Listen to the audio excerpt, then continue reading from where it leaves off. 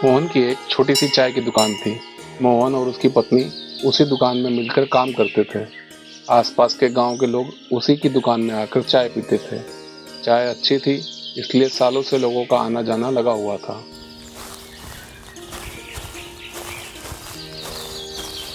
अरे भाई, मैं तो यहाँ डेली आके चाय पीता हूँ सुबह सुबह।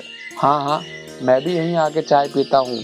मुझे अपने घर की चाय से ज़्यादा अच्छी यहीं की चाय लगती है। पता नहीं मोहन अपनी चाय में क्या डालता है जो हम लोग खींचे चले आते हैं इसकी दुकान पर। इतने सालों से कभी भी मोहन की चाय का स्वाद नहीं बदला। जो स्वाद पहले दिन था वह आज भी वैसे का वैसा ही है।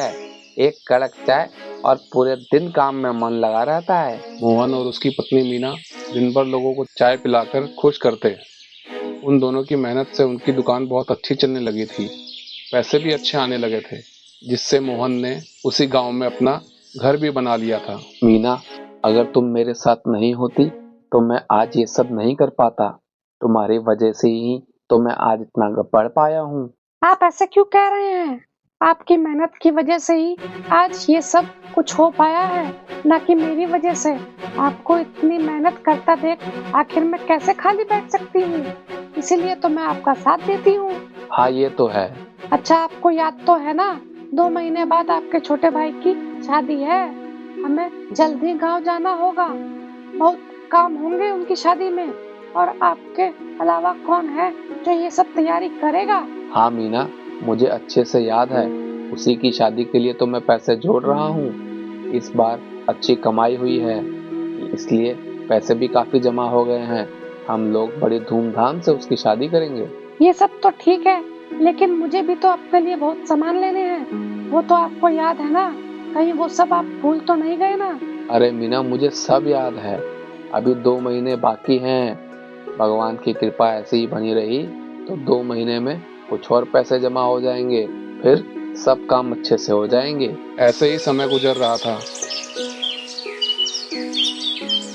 एक दिन मीना की तबीयत खराब होने की वजह से वह दुकान में नहीं जाती है और केवल मोहन ही दुकान खोलने निकल जाता है। मीना, तुम घर पे रहकर आराम करो।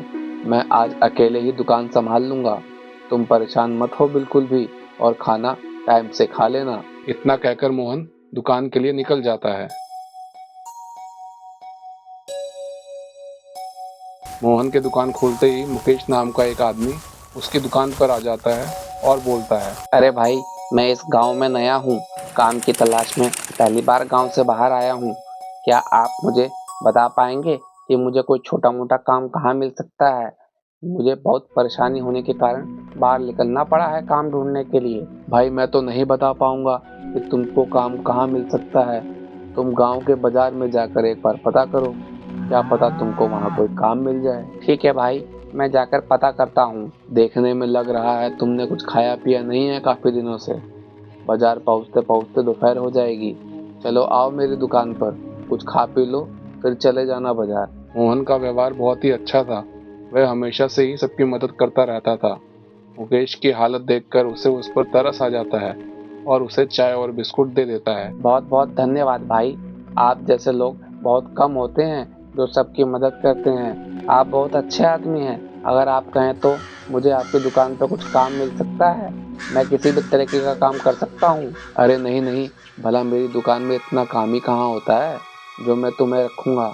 मैं और मेरी पत्नी, हम दोनों मिलकर अच्छे से दुकान संभाल लेते हैं। फिलहाल हमें अभी किसी की जरूरत नहीं है। आपकी पत्नी तो कहीं दिखाई नहीं दे रही है। वो आज उसकी तबीयत थोड़ी खराब है ना, इसलिए वो घर पर आराम कर रही है। भाई, अगर आप मुझे अपने यहाँ नौकरी दे देंगे तो आपको और आपकी पत्नी को बहुत आराम हो जाएगा। बदले में मैं आपसे ज़्यादा कुछ नहीं मांगूंगा। आप केवल मुझे सोने की जगह और एक वक्त का खाना दे देना। बस मुझे कुछ और नहीं चाहिए। बीच बीच में कुछ पैसे दे देना अगर तुम्हारे पास हो जाएंगे तो, जिनको मैं अपने घर भेज दिया करूंगा। बदले में आप जो भी काम देंगे वो मैं सब कर दिया करूंगा। मुकेश की यह बात सुनकर मोहन थोड़ा सोचने लग जाता है। वैसे तो ये ठीक ही कह रहा है। अगर मैं इसको रख लूंगा तो मीना को आराम ही तो हो जाएगा।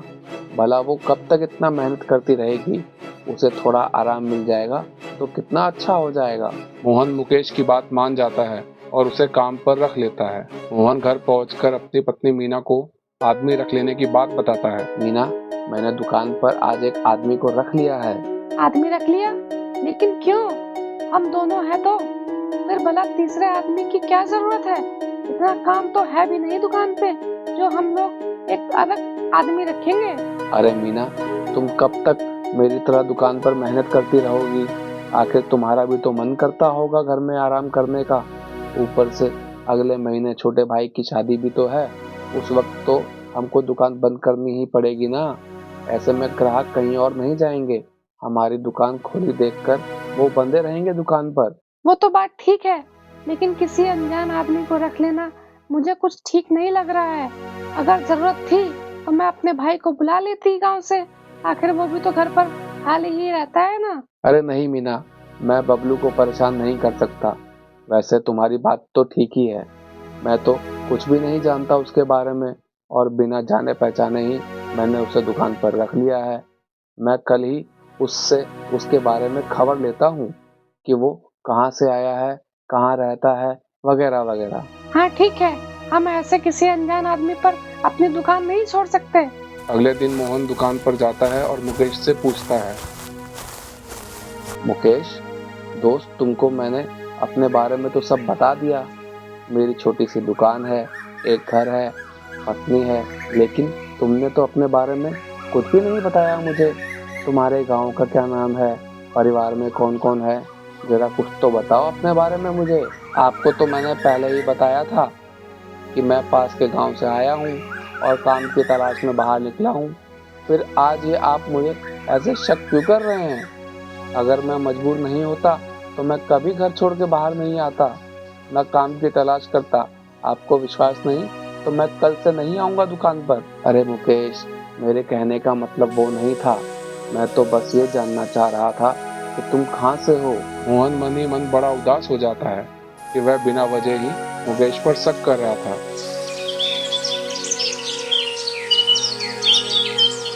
मोहन मुकेश को दुकान का सारा काम धीरे धीरे समझाना शुरू कर देता है। देखो मुकेश, ग्राहक बहुत मुश्किल से जुड़ते हैं। उनको हमेशा खुश रखने की कोशिश करना, जिससे वे कहीं और नहीं जाएंगे और हमेशा हमारी दुकान पर ही वापस आएंगे। चाय हमेशा ताजी बनाकर पिलाना, बासी चाय दोबारा गर्म करके मत देना, चाहे चाय फेंकनी ही क्यों ना पड़ जाए। ग्राहक को कभी भी बासी चाय नहीं पिलाना। हाँ हाँ मोहन भाई, मैं सब समझ गया हूँ, तुम फिक्र मत करो। मैं कोई भी शिकायत का मौका नहीं दूंगा तुम्हें। ठीक है ठीक है। अगले दिन मोहन मुकेश से कहता है। अरे मुकेश, मुझे बाजार में थोड़ा काम है, मैं वहाँ जा रहा हूँ। तुम आज दुकान अकेले संभाल लेना। ठीक है, आप बेफिक्र होकर जाइए, मैं अच्छे से संभाल लूंगा। मोहन वहाँ से चला जाता है। तभी मोहन की दुकान पर एक ग्राहक आ जाता है। अरे भाई, एक चाय देना तो जरा। जी जी, जरूर लीजिए, अभी लीजिए। आदमी चाय पीता है। अरे वाह, तुम तो बिल्कुल मोहन की तरह ही चाय बना लेते हो। भाई मजा आ गया। धीरे धीरे मोहन दुकान पर ध्यान देना थोड़ा कम कर देता है। कभी लेट जाता, कभी नहीं जाता। उधर मुकेश मोहन की दुकान बहुत अच्छी तरह संभाल लेता है। सभी ग्राहक भी उससे खुश थे।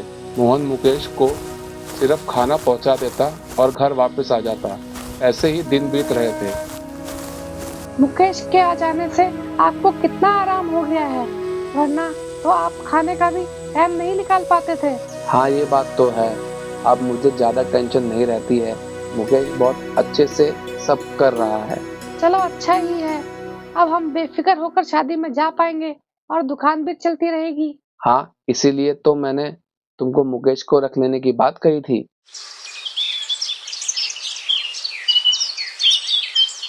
वो दिन भी आ जाता है जब मोहन और मीना को शादी के लिए जाना था। मोहन मुकेश को समझाता है। देखो मुकेश, मुझे और मीना को कुछ दिनों के लिए बाहर जाना है। वो दरअसल मेरे छोटे भाई की शादी है और उसकी सारी जिम्मेदारी मुझी पर है, तो वहाँ जाकर मुझे सारे इंतजाम करने हैं। यहाँ तुम दुकान अच्छे से संभाल लेना, दुकान सुबह टाइम से खोल लेना, ग्राहकों का बहुत ध्यान रखना, कोई भी नाराज होकर दुकान से ना जाए, और हाँ, किसी को उधारी मत देना। मोहन भाई, छोटे भाई को शादी की ढेर सारी शुभकामनाएं मेरी तरफ से देना, और मेरे रहते तुम यहाँ की थोड़ी सी भी फिक्र मत करना।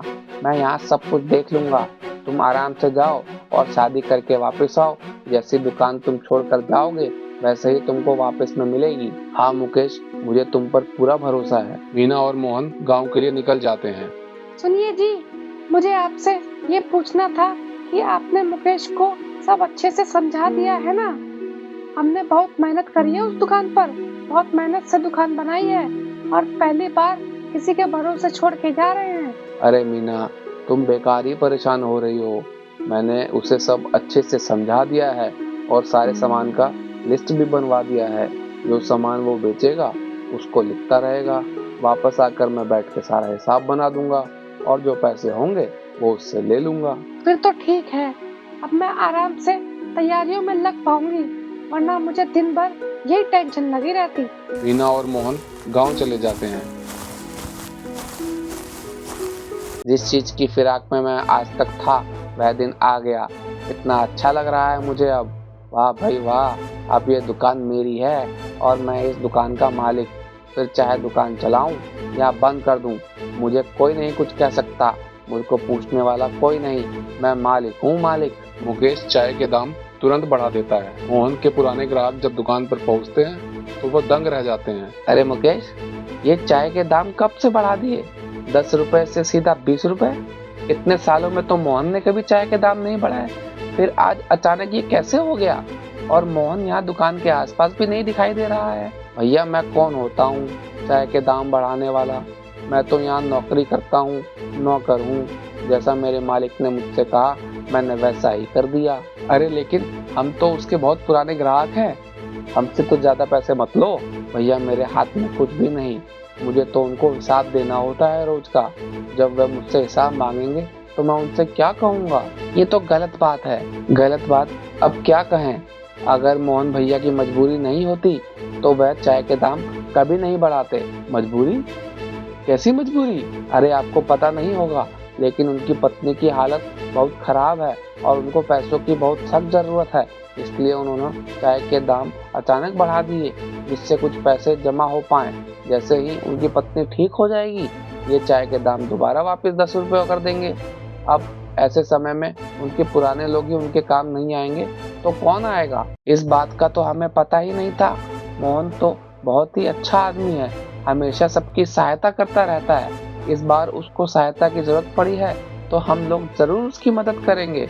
और कुछ दिनों की ही तो बात है, कोई बात नहीं, हम 20 रुपए की चाय भी खुशी खुशी पी लेंगे। इसी बहाने हम उसकी थोड़ी मदद तो कर पाएंगे। मुकेश इसी तरह सबको बेवकूफ बनाकर 20 रुपए लेने लगा और उसने चाय भी उतनी अच्छी बनानी बंद कर दी। ऐसे ही समय गुजर रहा था। अरे यार, ये चाय तो बहुत ही बेकार है। इसमें तो अब वो वाली बात ही नहीं आ रही है जो मोहन की चाय में थी। कब तक ऐसी बेस्वाद चाय पीनी पड़ेगी? हाँ, ये तो बहुत ही बेकार चाय है। लगता है बस चीनी चाय पत्ती घोलकर बना दी हो। बस कुछ दिनों की बात है भैया, उनकी पत्नी अब ठीक हो ही चुकी है। अब 2-4 दिन में वो लोग वापस आ जाएंगे। फिर आप उनके हाथों की स्पेशल चाय पी लेना। अभी ये बिस्कुट खाइए। ऐसे ही मुकेश जो भी चाय की बुराई करता उसको बिस्कुट या नमकीन का पैकेट पकड़ा दिया करता। चलो ये ठीक है, चाय महंगी है लेकिन बिस्कुट तो साथ में रहेगा तो चलेगा। धीरे धीरे मुकेश मोहन की दुकान खाली कर देता है और उसमें वापस सामान भरना भी बंद कर देता है। सामान न भरने की वजह से मुकेश के पास काफी पैसे इकट्ठे हो जाते हैं। ग्राहक भी अब उसकी दुकान पर धीरे धीरे आना कम हो जाते हैं। अब तो मेरे पास काफी पैसे इकट्ठे हो गए हैं और मोहन भी वापस आता ही होगा किसी दिन। मैं एक काम करता हूँ, ये दुकान बंद करके यहाँ से निकल जाता हूँ, फिर मोहन जाने और उसका काम जाने। इतना बोलकर मुकेश मोहन की खाली दुकान करके वहां से निकल जाता है।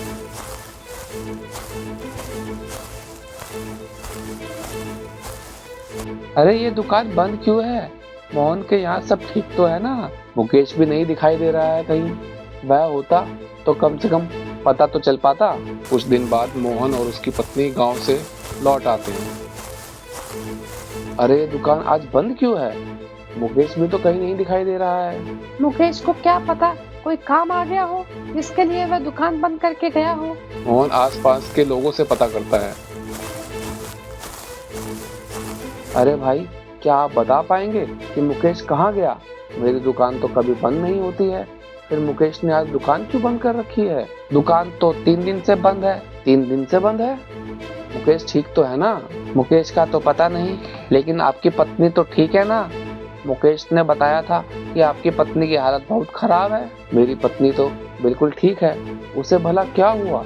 मैं तो अपने छोटे भाई की शादी के लिए गांव गया हुआ था, लेकिन मुकेश ने ऐसा क्यों कहा? लेकिन मुकेश ने तो हम सबको यही बताया। ऊपर से उसने चाय के दाम भी 20 रुपए कर दिए थे। हमको लगा तुम्हारी पत्नी की सच में तबीयत खराब है। मुकेश ने आखिर आप लोगों से झूठ क्यों कहा? सब लोग मोहन की दुकान पर पहुंचते हैं और मोहन अपनी दुकान खोल कर देखता है। दुकान खोलते के साथ ही मोहन के पैरों के नीचे से जमीन हिल जाती है। दुकान बिल्कुल खाली थी। अरे अरे, मेरी दुकान बिल्कुल खाली कैसे है? जाने से पहले तो मैंने इसमें सब सामान भर दिया था। तब ग्राहक उसको सब बात बताता है। वो बात यह है कि तुम्हारे ना रहने पर मुकेश ने चाय के दाम बढ़ा दिए थे और चाय भी बहुत बेकार बनानी शुरू कर दी थी। और अगर कोई चाय की बुराई करता तो मुकेश उसे तुम्हारी दुकान से बिस्कुट या नमकीन का पैकेट पकड़ा देता। फ्री में बिस्कुट और नमकीन मिलने से सब ग्राहक खुश थे। दुकान पर दिन रात भीड़ लगी रहती थी। कुछ दिनों की बात थी, इसलिए हमने भी वो खराब चाय पी ली ताकि तुम्हारी जरूरत पूरी हो सके। मुकेश ने ये अच्छा नहीं किया मेरे साथ। उसने मुझे धोखा दिया है।